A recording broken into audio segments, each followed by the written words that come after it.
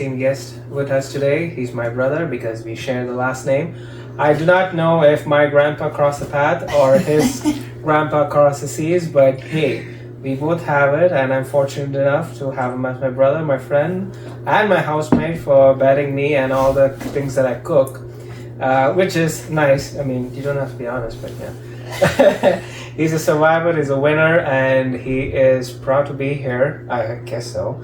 And I will enjoy this conversation just like you. And we're about to see a world where we have very little idea about and very little microscope of what's happening in the micro level. And let's get started. So Austin, welcome. Thank you. That was a sweet introduction. I did not prepare it. I just went with the fly. I just winged it. Hell yeah, that was sweet. Yeah, so I've been saying, like, when I did my brother's emceeing for his wedding, people said, do you do this for a living on the side? I'm like, no, I don't. Yeah. Well, you've always been a good talker. Like, you've always been good at conversation and whatnot. Yeah. I mean, God did not give me to be 6'4", so he's compensating it. So. yeah, it's gotta go somewhere. So Austin, I know you grew up in Sarnia, around Sarnia. Yep. And then you went to school. And how was your schooling and your upbringing, and to where you're here right now? If you can give us a run through, like. It's pretty good. I was pretty blessed for the most part. I mean, like, as far as schooling goes, I was a good student, very kind of in my square kind of box, being the good kid, you know. Yeah. I grew up Mormon and whatnot, and so they're pretty tight on rules and what you're allowed to do and whatnot and whatever, and a big part of that is like excelling in things like school and making a life for yourself and yada yada yada. They have a big push for that, and so school was really important up until I eventually got kicked out. But we'll yeah, get to that. got good grades. Got you know, I was en route to kind of go to engineering and university and whatnot, and things didn't end up working out that way. But no, definitely blessed in a lot of ways, and then struggled in others. You know, seeing my mom just being a single parent. Oh. You know, and that was a big push too, to like be something and kind of succeed and whatnot too. Seeing all the work and effort that she put into kind of providing for the family and like whatnot. She put herself through school while I was like in daycare, 3, 4, 5 years old, and like I still remember those days where she just worked her butt off to, you know, make something of herself, and that kind of translated down into me being the oldest. You know, I definitely took that upon my shoulders to, you know, continue that, you know. But yeah, pretty, I mean, and that's kind of normal around here, like coming from a single mom family and whatnot. But yeah, It's pretty good. Yeah, because I remember your mom treated me so well. Oh, she's a wonderful lady. Yeah, she when she saw me, I was like out by myself sitting there or whatever. Like, she's like, "Hey, Rob, let's go play this." You know, but that's so sweet, man. Yeah. She took the, you know, just a few minutes of attention goes a long way. Yeah. Such a sweetheart. Yeah. I mean, I've been a good student because my brother was the, black sheep. He used to get in trouble, and my mom was not there when growing up. Yeah. So, just for that sake, I used to be a very calm, quiet kid. I don't want to get in trouble. And I had no bullying because my brother was 3 years older to me. Yeah.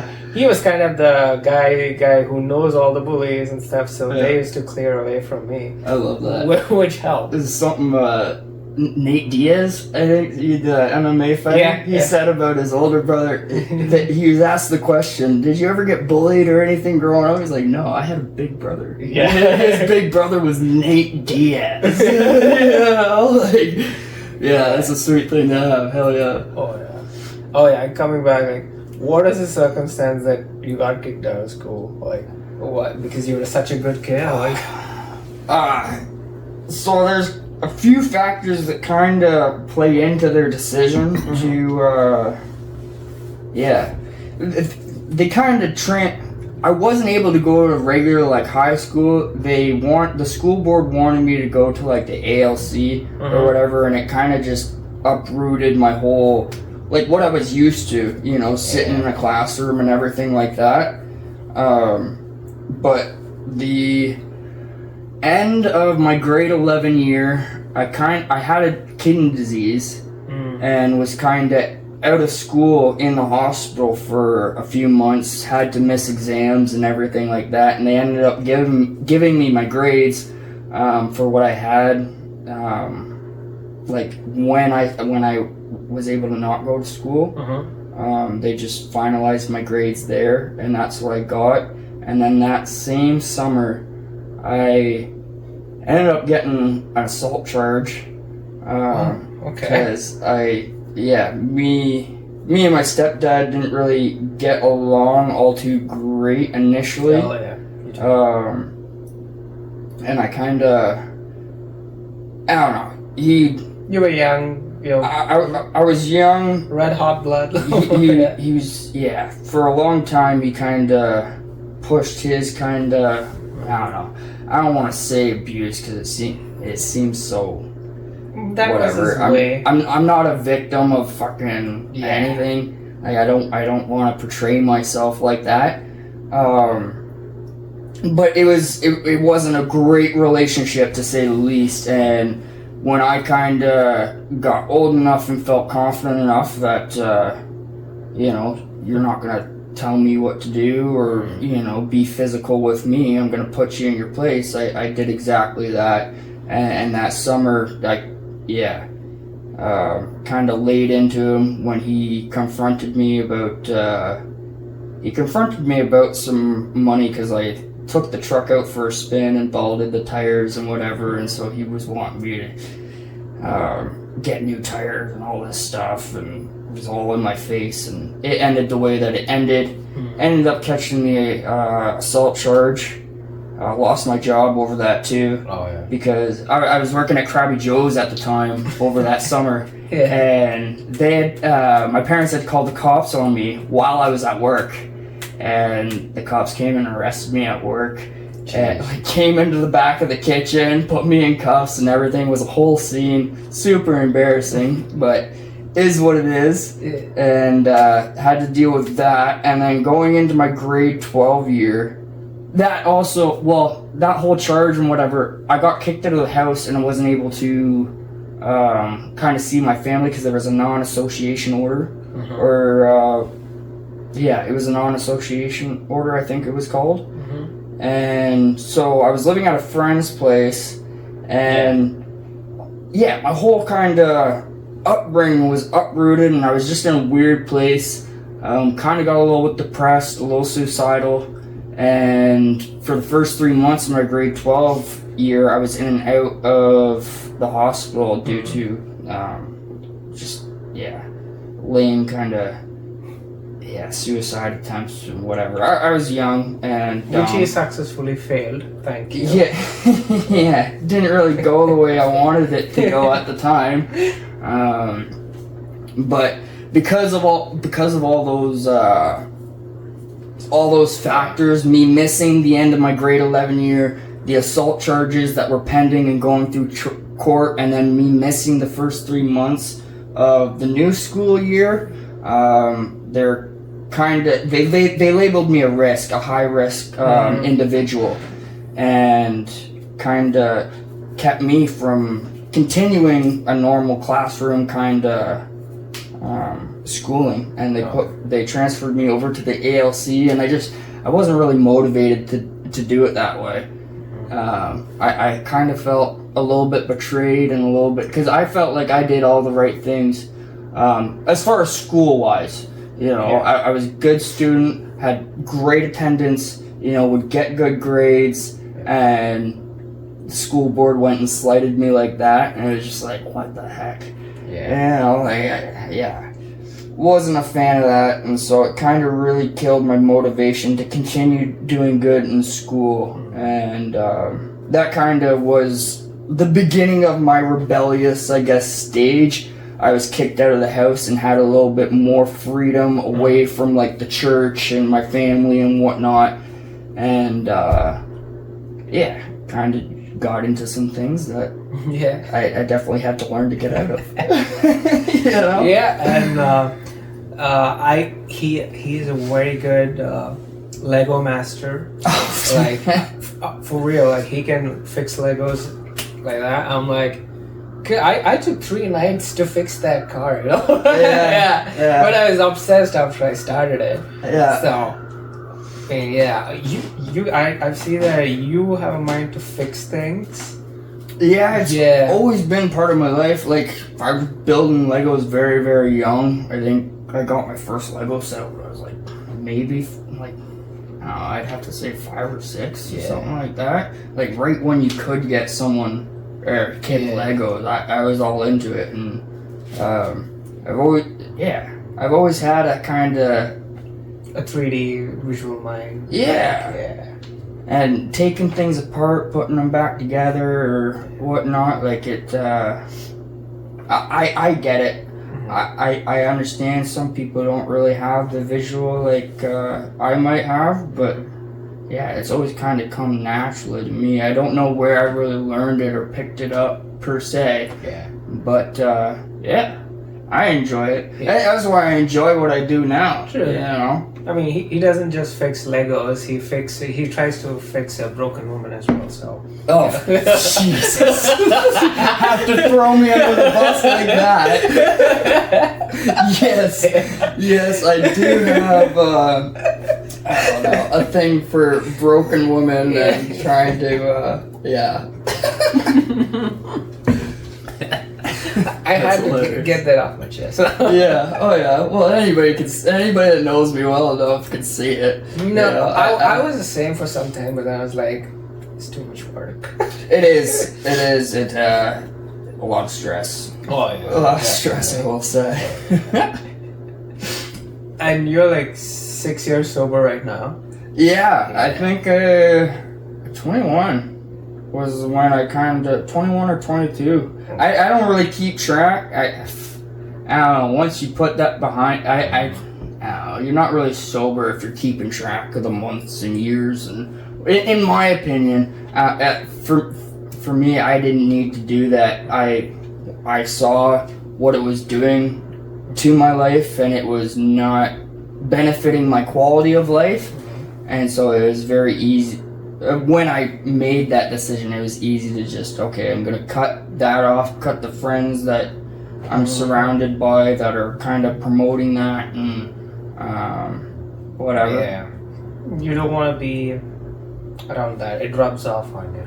Absolutely. That's one of the things, I forget who said it now, but you're the sum of the people that you surround yourself with. Absolutely. And where the people that I was hanging out with were in life, like a lot of these people were older than me too, and I would see where they kind of are in life, and very stagnant. Like I'm not gonna say that they weren't going anywhere, because some of them have kind of got up out of that and are doing better now, but I don't know, it just wasn't what I expected of myself.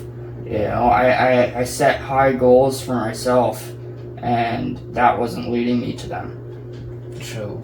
And I read recently, I saw a quote: if you don't want to sin, stop encouraging temptations.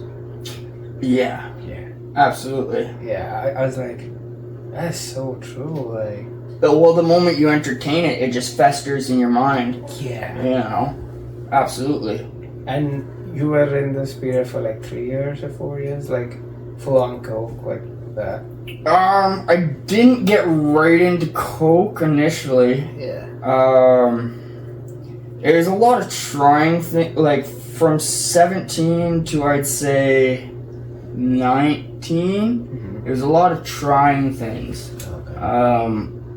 And just seeing what I could get away with. I wanted the experience. I wanted to know the other side of it, because I lived so cookie cutter Mormon whatever, lived by the rules for so long. Now that I was kicked out of the house, I kind of had that freedom to be a jackass and just rebel. And so I got it. Like I tried mushrooms, I tried acid, and smoked a lot of weed. I would just try a lot of things. Never really got addicted to anything other than when I started trying coke and hanging out with that kind of crowd. And then it became a lifestyle, kind of. I seen what other people were doing. They were selling it to, keep up with their habit. And I was selling weed at the time, because at the time weed was still illegal and whatnot. So I figured, I'm selling weed already, might as well, if I'm gonna pick up another habit, sell that too. What's the big deal? And so I got into that, and it lasted from, I'd say, like mid-19 to like 21, 22, a couple years, 2-3 years. Yeah. And it definitely contributed to a lot of, I don't know, I was in a relationship at the time, like my high school sweetheart, or whatever you want to call it. And I think it was a big contributing factor to us splitting apart. I was a very arrogant. What's up? I'm very arrogant and very like. I pushed my nose into problems that wasn't really like. I was all over the place. All over the place. The whole. Makes you think you're kind of better than people too. Like, I don't know, it wasn't a great mind. And that being tied in with the age that I was at too, you're kind of coming into adulthood and you want to make your kind of name for yourself or whatever. So it was a lot of just, I'm gonna do. I'm gonna do what I want. Do what I want to do. Yeah. I'm gonna be in your face. Sometimes the confidence is good, but when it gets that stage, it's like ego and steroids, and it doesn't know what to do. Well, that, and I had done nothing up until that point. I hadn't to back it up. Exactly. I had nothing to back up that arrogance and that confidence and whatever. I was just no good cokehead, When did you think, okay, I gotta change this, or like I'm done? Like, what is a wake-up call? Like, well, the first wake-up call was when I got jumped and went to jail for, I ended up going to jail for cutting 2 people with a machete. And they came, so, context, they barged into his house when he was asleep. Yes, it's not a charge that stuck or anything. No. And the judge was like, so you're in your house, people, barge in, and you self-defense, and you're here, and the judge asked the cops like, what are you doing, right? Yeah. It went something along those lines. Yeah, it didn't make a whole lot of sense to the judge. As soon as the judge got the paperwork or whatever, she confirmed, okay, this was your address, and they came into your address, and what have you, and it was pretty well dropped immediately. The reason I was in jail for the month there was because I wasn't able to secure an surety. My parents didn't want to do it. They didn't know enough about what was going on, and my grandma was out in, I think, Greenland on vacation at the time. Greenland or Iceland or one of those, over in Europe. And I had to kind of wait till she got back, and then she was able to bail me out and go through the court process and whatnot, and everything ended up getting dropped. But during that whole, I basically had to start from scratch again after that. when I was in jail, I accidentally ended up selling a bunch of my stuff, and the people that had came to jump me like stole my TV and PlayStation and everything while I was in jail, and so like I didn't have a whole lot of anything except the clothes. I went back to my apartment, was able to grab some clothes and grab my cat, and I was on my way. I lived at my grandma's for quite some time because she was my surety. So as court was going on, I had to kind of be there. Was still dabbling in coke a little bit during that time, but that's when the gears started turning as to, okay, what is this really getting me? What is the benefit to this? You know, like, am I going to continue to do this and keep going down this path, or am I going to make a transition and kind of figure out what's better for me? Yeah, I mean, I'm happy that it did. Like, that was the first wake-up call, and you had a thought process. You really sat down, and there's a quote. You stare at the abyss for too long, and it'll stare back at you. Like, yeah, that is such a powerful thing. Like, you confronted yourself. Oh yeah. And said, hey, this gotta stop, man. Like, yeah. Well, I didn't know where it was leading me. I'd much rather make decisions that I'm not a fan of the kind of unknown, and I never would have dreamed growing up that I'd ever be in a situation where I needed to defend myself like that and end up in jail over that as well. Like, that was all super, super crazy to me, and so it was kind of, just a slap in the face. Like, okay, that was unexpected.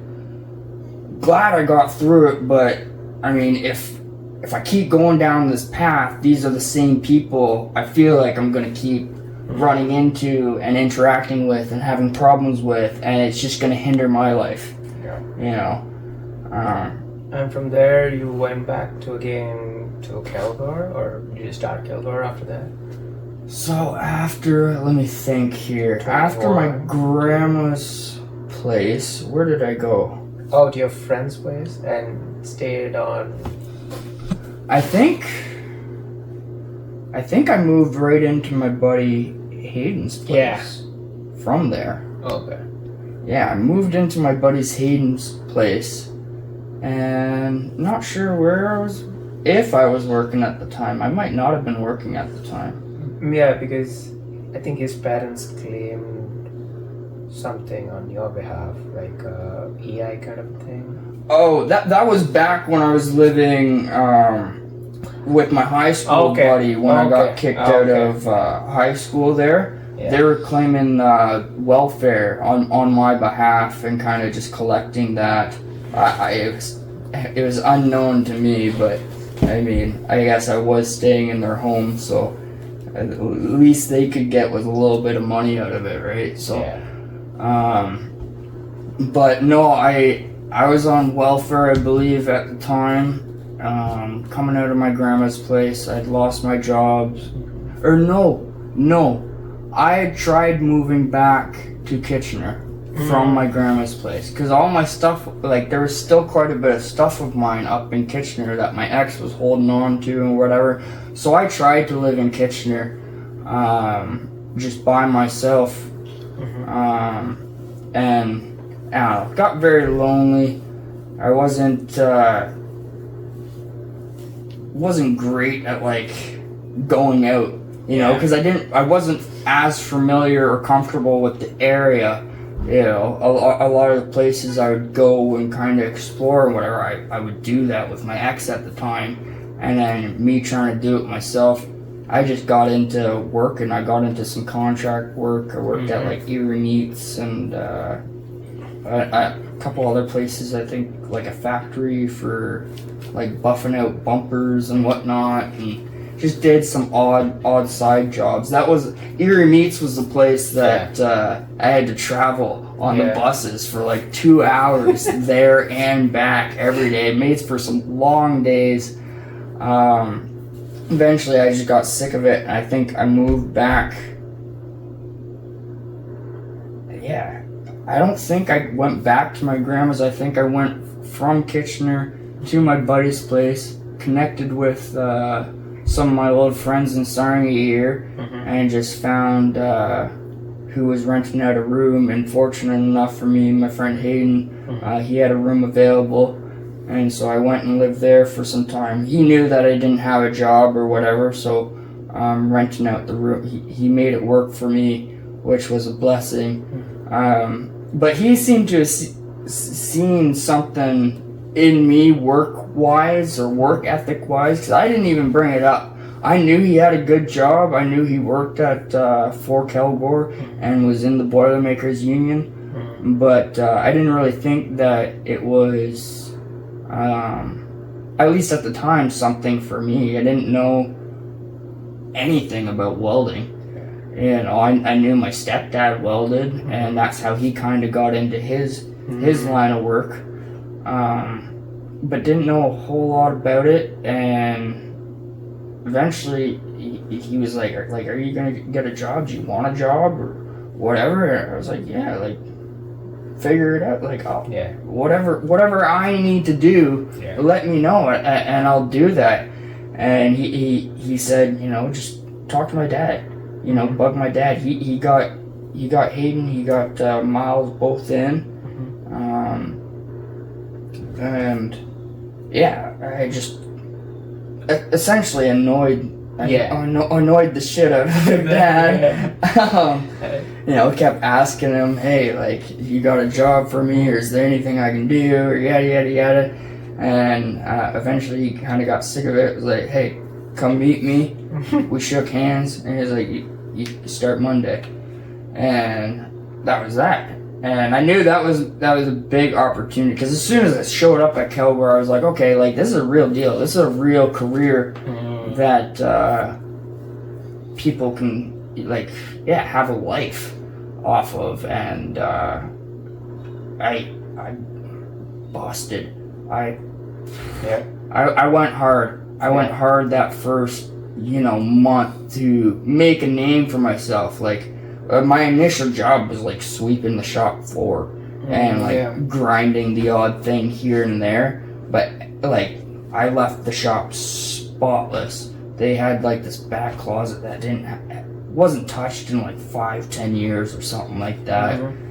Thing was dust free by the time I was done with it. And like, I was still dabbling a little bit in Coke and Adderall at the time when I initially started there,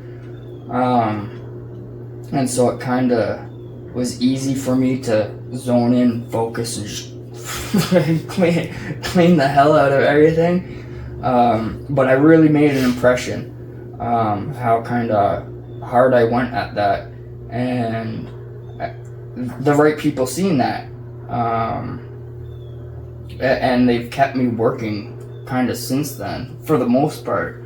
I've been laid off a couple times, and I've gone to other companies for brief stints. I think the longest stint I stayed at another company was like 8 months, but Kilgore has always called me back.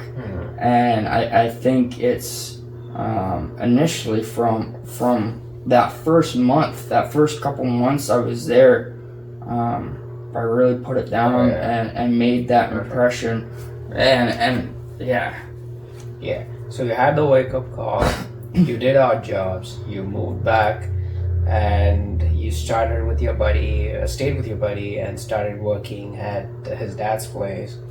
And all the meanwhile, you said, no, that's enough, or I'm cutting down. This is not gonna lead me anywhere. And you had a very good work ethic. You travel 4 hours a day for some of your jobs. You did, came and just from cleaning up the floors to the next in line foreman, actually.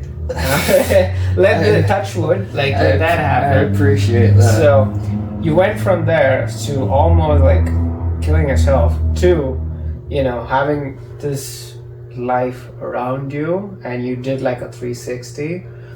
And when he said that first time, I'm like, oh geez, I could never, like, I'm too much of a wuss. I wouldn't do that. Oh man, I think you could do it. Well, I don't know. Like, I think it depends on your mindset. I think that was a big thing. Like, I always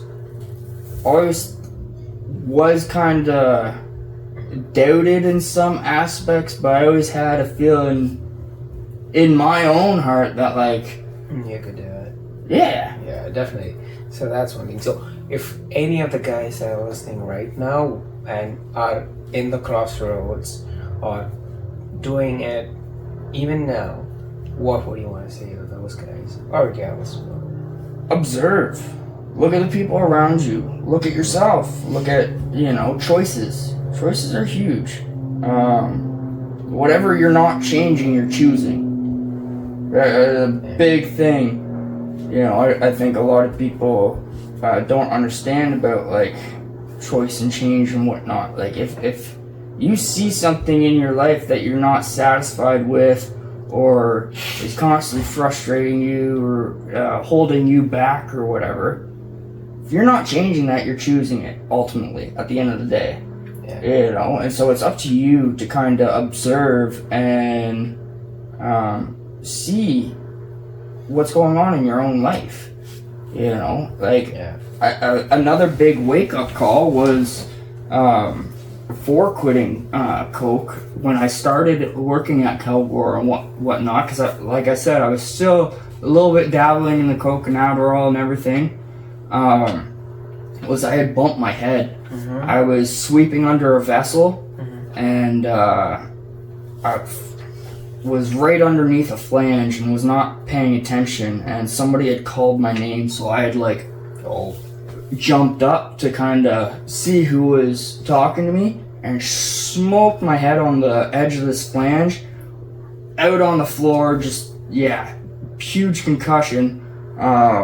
And they took me to the doctor, and they ended up piss testing me, and I pissed hot for smoking weed. And so they suspended me for, I think, a week, and then to come back I had to do like 3 random drug tests over however long, and I ended up passing those. But that really woke me up to, like, hey, like, just smoking weed can lose this career for you. Don't screw it up over something small, like, and it could have been way worse. Like, if I had still had like coke in my system, they would have gotten me for a couple things. And it just would not have looked good. I think even just the weed that was in my system at the time, it had scored higher than anyone they had ever drug tested before for weed. It was like something like 800 nanograms was the highest that they had scored. Yeah. And I scored like over 3,000 or 4,000 nanograms in my piss. It was nuts. They were baffled. They were like, we've never seen anybody have so much weed or THC concentration in their test. That's insane. So that was definitely an eye-opener that, like, hey, you could lose it all just like that if you're not smart about your choices and what you're doing. And so this sounds like you negotiating a contract, which is your first wake-up call, and you work things out, and you finally sign on the dotted line saying, hey, we're done. Yeah. That's when you're like, oh, I'm done. Yeah, that was kind of the final straw. I was like, man, I'm not throwing this all away. Like, this is too good. Like, I didn't really set myself up for success, being like kicked out of school, selling drugs right out of high school. I was working as like a line cook, and like I said, had odd like contract part-time jobs doing little things in the factory or whatever. So I don't know, I didn't really have a great resume per se, and I seen the potential that the line of work that I got into kind of had, and I'm not gonna throw that away over something little, you know, or what to me was like little, petty thing like smoking weed or doing the odd bump or where, like, if I can cut it out and if I can stop it, then why not? Why even risk it? You know. True. And you didn't have any other medications or no therapy kind of a thing for this? So I was still seeing my psychiatrist. I still seen my psychiatrist for quite some time. Does it help? I was on. That's the question. Does it help? Yeah. Oh, not psychiatry. No, they just hop you up on pills. I don't know. I've never been great at like dealing with therapists and spilling all my problems. Ooh, woe is me. I've never been great at that. But no, seeing the psychiatrist that I was seeing, it eventually got to the point where I was like, I think 24 is when I stopped seeing them and stopped grabbing all my meds. They would just hop me up on meds. I was on, I think, 3 different medications. The Adderall, Trazodone, and Abilify. Okay. And they diagnosed me with a slew of mental health issues or whatever that, honestly, I didn't believe myself that they were real. Like, I had problems and I reacted, I think, I think I reacted the way that most people would in those same situations, you know. Yeah. I just have a intense way of going about it, you know. They labeled me bipolar and ADHD and all these things, and I kind of played into it for some time to kind of get the meds. Yeah. But then it didn't just work for you, no.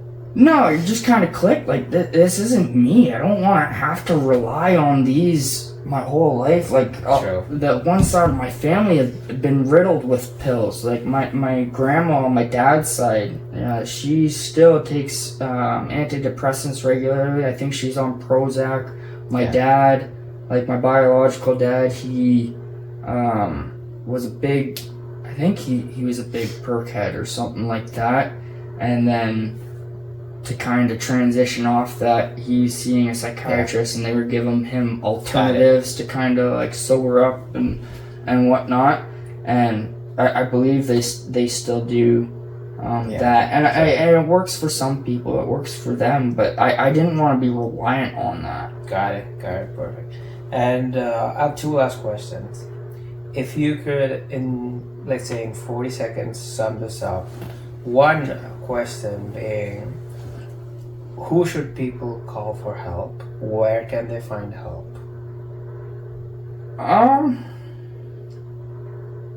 Fuck, that's a good one. It can be like, it doesn't have to be organizations or family, friends. Like what?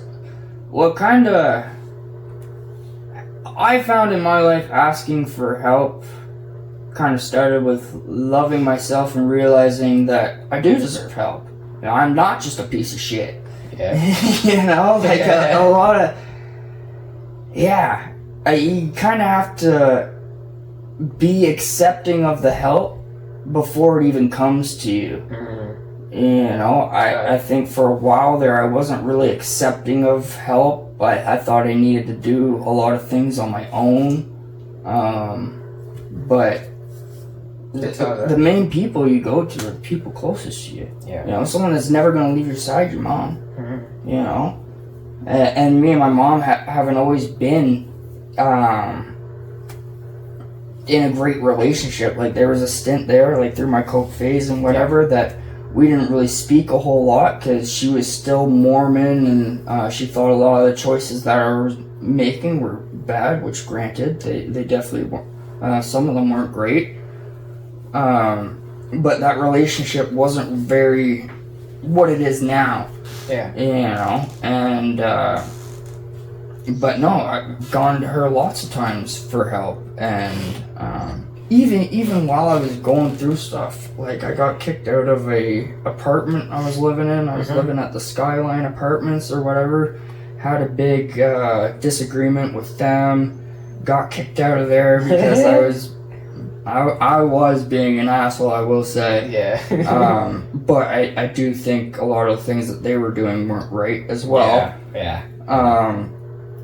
Got kicked out of there, and I just up and left and went to another spot, and yeah, my mom and stepdad were there to Help you clean out the apartment and like actually save me some money, because like there was like damages and whatnot that were there, and they took care of that. They cleaned it and made it somewhat presentable, so that a lot of the damage fees and whatever didn't come back on me. And I didn't deserve that at the time with a lot of with the attitude that I had and whatever. So little thing, and I didn't notice that at the time either. You know, that help that was given to me. And so like there's a lot of times too, like you gotta sit back and look, like people are helping you, but are you taking it for granted, and are you giving them a time of day to kind of like respect the help that they're giving you?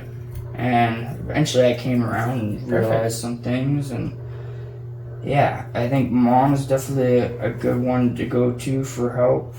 So whoever's in your close circle who's never gonna leave you, absolutely, those kind of people, you just go to them and they care enough about you, they will find a way to fix things, because you cannot fix somebody who doesn't want help and somebody is asking for help and there's someone you love and care about. They will do it.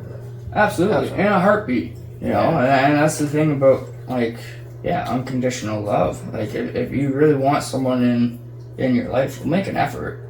You know, and people that pass by will just pass by. Like I've had a lot of like a lot of friends in like my coke phase that, you know, don't keep up with me now. You know, they were just kind of there for the party or whatever. But I got friends too that like genuinely love and care about me, and you know, will ask me every now and then, hey, like, what's going on in your life? You know, it's been a while, or and that holds a lot of value. Oh, true. So true. You know. Yeah, but I think that's all the question I had, and this was lovely. But hey, don't do coke if you want to clean out your garage. Don't take that as a reason, all right? And if you can fail at suicide, don't kill yourself, all right? That's the only failure I'm gonna accept. Same as him, and same as my buddy who's behind the camera. So thank you for joining us in this wonderful conversation. We will have... Pardon? Yeah, we will have... He wants to say something, but I'm not going to let him come to the camera, so he can stick there behind the camera.